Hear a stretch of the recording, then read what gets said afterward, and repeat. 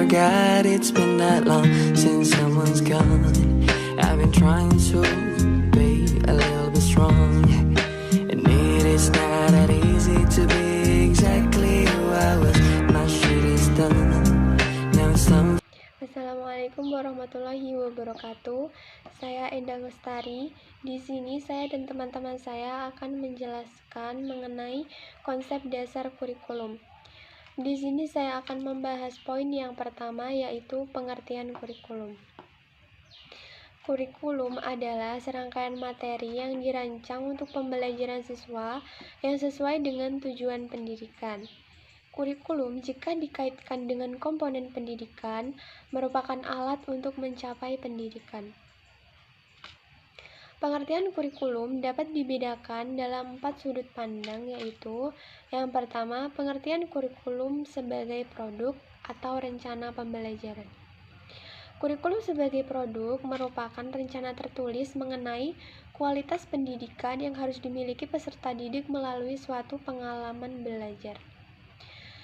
Yang kedua yaitu pengertian kurikulum sebagai program atau yang di dalamnya itu memuat isi dan materi pelajaran. Jadi di dalam kurikulum itu memuat isi dan materi pelajaran yang akan diajarkan pada kurun waktu tertentu, seperti halnya dalam 1 tahun atau 1 semester. Yang ketiga, pengertian kurikulum sebagai hasil belajar. Kurikulum sebagai hasil belajar itu dapat diartikan sebagai hasil yang diinginkan setelah pelaksanaan pembelajaran berupa pengetahuan, sikap, dan keterampilan pada bidang studi. Yang keempat, pengertian kurikulum sebagai pengalaman belajar. Semua kegiatan yang memberikan pengalaman belajar atau pendidikan bagi peserta didik itu merupakan kurikulum. Jadi, dari sudut pandang tadi dapat ditarik kesimpulan bahwa kurikulum itu adalah seperangkat rencana dan pengaturan mengenai tujuan, isi, dan bahan pelajaran serta cara yang digunakan sebagai pedoman penyelenggaraan kegiatan pembelajaran untuk mencapai tujuan pendidikan. Yang B adalah tujuan dan fungsi kurikulum. Tujuan kurikulum secara sederhana. Tujuan menurut Derajat sering dimaknai sebagai sesuatu yang diharapkan bisa tercapai setelah melakukan serangkaian proses tujuan. Tujuan sangat penting dalam usaha karena dengan adanya tujuan akan menentukan arah dan target apa yang hendak dicapai. Dengan rumusan gambaran tujuan yang jelas, maka hasil yang dicapai itu dapat diupayakan dengan maksimal untuk mencapainya. Tujuan kurikulum memegang peranan yang sangat penting dalam proses pendidikan karena tujuan akan mengarahkan semua kegiatan pendidikan dan komponen-komponen kurikulum lainnya. Oleh karena itu, merumuskan kurikulum harus mempertimbangkan beberapa hal seperti didasari oleh perkembangan tuntutan, kebutuhan dan kondisi masyarakat, didasari oleh pemikiran dan terarah pada tercapainya nilai-nilai filosofis, terutama falsafah negara atau yang mendasari suatu pendidikan tersebut. Dalam implementasinya bahwa untuk mengembangkan pendidikan dengan tantangannya sangat kompleks, boleh dikatakan hampir tidak mungkin untuk merumuskan tujuan-tujuan kurikulum dengan hanya berpegang pada satu filsafat, teori pendidikan atau model kurikulum tertentu secara konsisten dan konsekuen.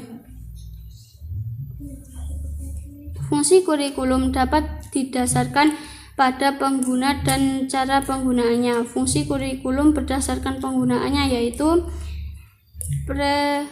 preventif, yang kedua kuratif, yang ketiga konstruktif. Pentingnya kurikulum bagi guru. Di sini pentingnya kurikulum bagi guru dibagi menjadi 4, diantaranya yaitu sebagai berikut. Yang pertama, implementers. Maksudnya adalah guru berperan dalam menjalankan kurikulum yang sudah ada dan melaksanakan perannya sebagai guru. Di sini seorang guru hanya menerima berbagai kebijakan perumusan kurikulum.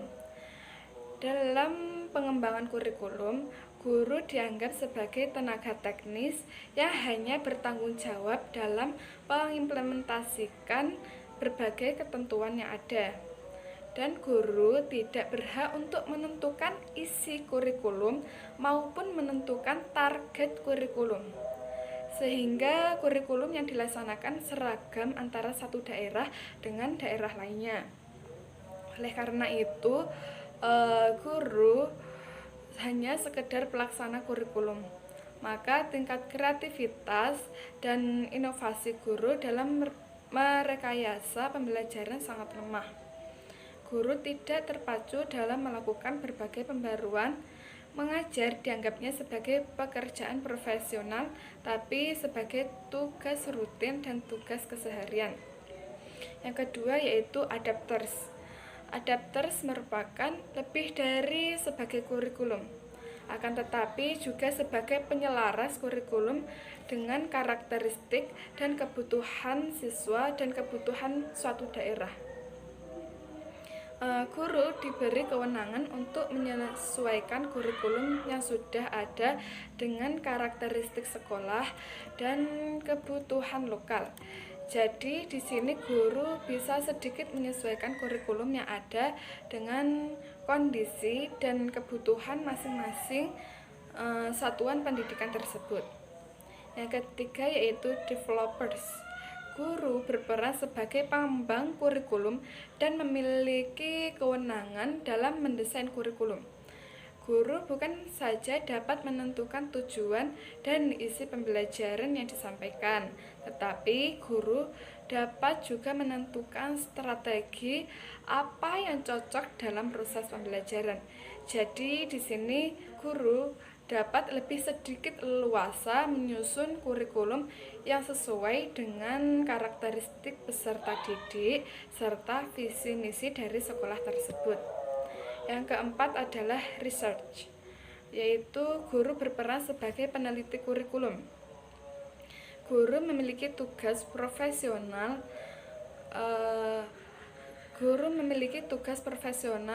Guru yang bertanggung jawab dan meningkatkan kinerjanya sebagai guru.